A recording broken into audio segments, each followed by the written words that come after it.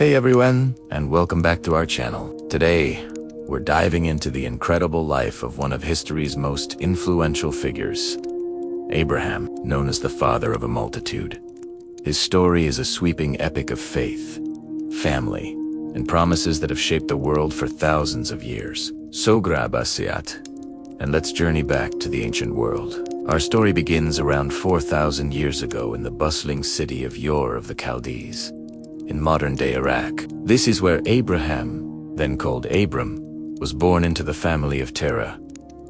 Abram had two brothers, Nar and Haran. Sadly, Haran passed away early, leaving behind a son named Lot. Sometime after this, Terah decided to move his family, taking Abram, his wife, Sarai, and his grandson Lot, and they all emigrated to a city called Haran in Mesopotamia. It was in Haran, after his father's death, that Abram's life took a dramatic turn. At the age of 75, he received a divine call. God told him to leave his country, his people, and his father's household, and go to a land that he would show him. With this command came a monumental promise. Abram would become the founder of a great nation, and through him, all the families of the earth would be blessed. Trusting in this promise, Abram, along with Sarai and Lot, set out for the land of Canaan. Their journey took them through the heart of the country, and they first stopped near Shechem. There, under a large terebinth tree, Abram received another vision. God appeared to him and confirmed, "To your descendants, I will give this land." It was a powerful moment, the first of many divine reassurances on his long journey. From Shechem, they moved to a spot between Bethel and Ai. But life in Canaan wasn't easy. A severe famine struck the land, forcing Abram to seek refuge in the rich, fertile lands of Egypt. It was here that Abram's faith was first tested in a peculiar way. He was deeply worried because his wife Sarai was exceptionally beautiful. He feared that the powerful Egyptian pharaoh, upon seeing her, might kill him to take her. So, he came up with a plan. He asked Sarai to say she was his sister. This wasn't a complete lie, as she was likely his half-sister or niece, but it was certainly a deception, just as Abram had feared. Sarai's beauty was noticed, and she was taken into the pharaoh's royal palace. However, the truth eventually came out. When Pharaoh discovered the deception, he was furious. He confronted Abram, questioning his actions, and promptly ordered him to leave Egypt. Though the departure was abrupt, Abram didn't leave empty-handed. He left with great wealth, flocks, herds, and servants. Accompanied by Lot, Abram journeyed back to Canaan, returning to his old campsite between Bethel and Ai.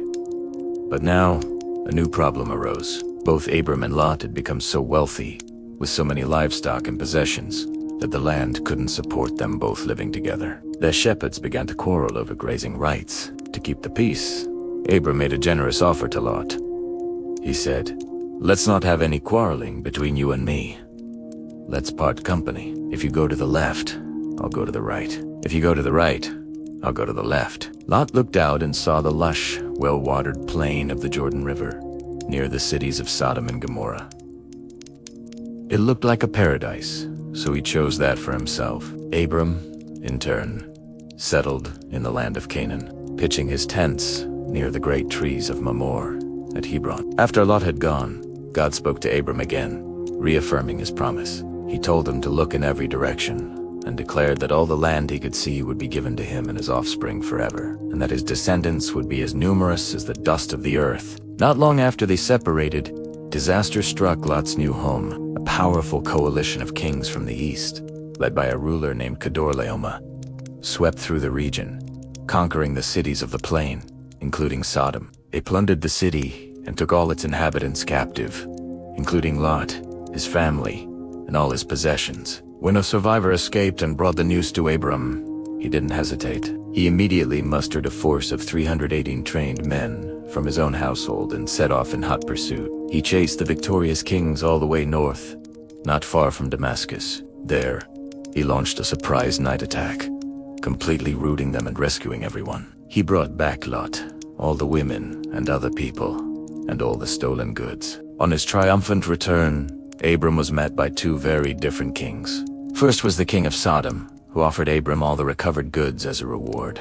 But Abram refused to take anything, not even a thread or a sandal strap.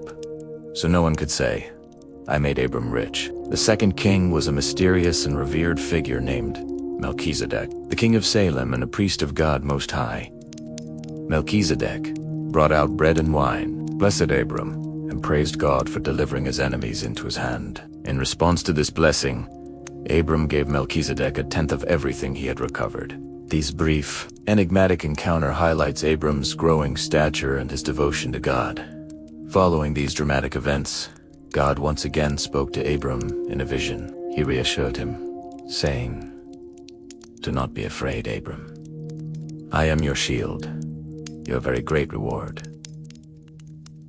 But Abram was troubled. He was getting older, and he still had no children to inherit the promises. He lamented, "What can you give me, since I remain childless?" In response, God made his promise even more concrete. He took Abram outside and said, "Look up at the sky and count the stars if indeed you can count them." Then he said to him, "So shall your offspring be." The scripture tells us that Abram believed the Lord, and it was credited to him as righteousness. To seal this promise, God established a formal covenant with Abram, a solemn ceremony involving sacrificed animals, during which God foretold the future of Abram's descendants, including their enslavement and eventual exodus. But 10 years had passed since Abram had left Haran, and Sarai was still unable to have children. Growing desperate, Sarai took matters into her own hands. She suggested that Abram take her Egyptian maidservant, Hagar, as a concubine, hoping to build a family through her. Abram agreed. Hagar conceived, and soon bore Abram a son named Ishmael. Abram was 86 years old, but this son, born of human planning, was not the child of the divine promise. 13 more years passed. Abram was now 99 years old. God appeared to him again to renew the covenant, and this time it came with significant changes. It was at this moment that God changed Abram's name to Abraham, which means father of a multitude. He also changed Sarai's name to Sarah, meaning princess. As a physical sign of this everlasting covenant, God established the rite of circumcision for Abraham and all the male members of his household. And then came the most astonishing news of all. God promised that Sarah herself would bear a son. Abraham, nearly 100 years old, laughed to himself, thinking, "Will a son be born to a man 100 years old? Will Sarah bear a child at the age of 90? But God was serious. He said Sarah would have a son, and they were to name him Isaac, which means he laughs. This promise was repeated shortly after in a remarkable scene. One hot afternoon, as Abraham sat at the entrance to his tent, 3 men appeared before him, showing incredible hospitality. Abraham rushed to greet them, washed their feet, and prepared a lavish meal for them. As they ate, one of the visitors, who is understood to be the Lord, declared, "I will surely return to you about this time next year, and Sarah, your wife, will have a son." Sarah, who was listening from inside the tent, laughed to herself. The visitor then asked Abraham, "Why did Sarah laugh? Is anything too hard for the Lord?" It was a powerful lesson in God's limitless power. Before leaving, the visitors revealed their next destination, Sodom and Gomorrah, to see if the outcry against the cities was true. Abraham walked with them part of the way, and it was here that he entered into an extraordinary dialogue with God, pleading for the righteous people within the cities. He bargained with God, asking if he would spare the city for the sake of 50 righteous people, then 45, then 30, 20, and finally just 10. But even 10 could not be found, and the cities were destroyed. Sometime after this, Abraham moved to the Philistine region of Gerar, and incredibly, the incident from Egypt repeated itself. Fearing the king Abimelech, Abraham again claimed Sarah was his sister. Abimelech took Sarah, but God intervened in a dream, warning the king that she was a married woman. Abimelech, terrified, returned Sarah to Abraham and rebuked him for the deception. Finally, just as God had promised, the long-awaited day arrived. Sarah gave birth to a son, and Abraham named him Isaac.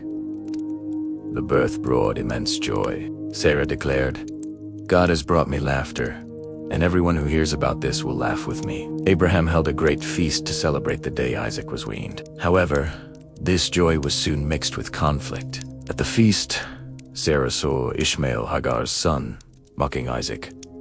Her jealousy and protective instincts flared, and she demanded that Abraham send Hagar and Ishmael away.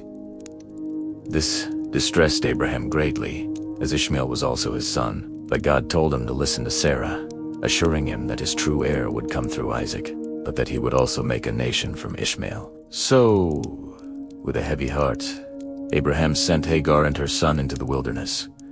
Years passed, and Isaac grew. Then came the ultimate, most severe test of Abraham's faith. God gave him a shocking command. Take your son, your only son, whom you love Isaac, and go to the region of Moriah. Sacrifice him there as a burnt offering on a mountain I will show you. Without hesitation, Abraham obeyed. He rose early the next morning, saddled his donkey, took 2 servants and his son Isaac, and set out. For 3 days they traveled. On the 3rd day, Abraham saw the place in the distance. He told his servants to wait while he and Isaac went to worship. As they walked, Isaac, carrying the wood for the offering, turned to his father and asked, "The fire and wood are here, but where is the lamb for the burnt offering?" Abraham's faithful reply was, "God himself will provide the lamb." When they reached the designated spot, Abraham built an altar, arranged the wood, bound his beloved son Isaac, and laid him on the altar. He raised his knife to carry out the command, but at that very moment, an angel of the Lord called out from heaven, "Abraham, Abraham." "Do not lay a hand on the boy. Now I know that you fear God, because you have not withheld from me your son, your only son." Abraham looked up and saw a ram caught by its horns in a thicket. He sacrificed the ram instead of his son. Because of his unwavering obedience, God once again blessed Abraham, promising that his descendants would be as numerous as the stars in the sand, and that through his offspring, all nations on earth would be blessed. After this profound trial, Abraham and Isaac returned to their home. Years later, we find them back in Hebron, where Sarah died at the age of 127. Abraham mourned for her deeply and purchased a field with a cave, the cave of Machpelah, as a permanent burial place for her and his family. The final years of Abraham's life were quieter. He ensured his son Isaac married a woman from his own kin, Rebekah. After Isaac was married, Abraham took another wife, Keturah, and had 6 more sons who became ancestors of various nomadic tribes. Abraham lived long enough to see his promise beginning to unfold, witnessing the birth of his grandchildren, Jacob and Esau.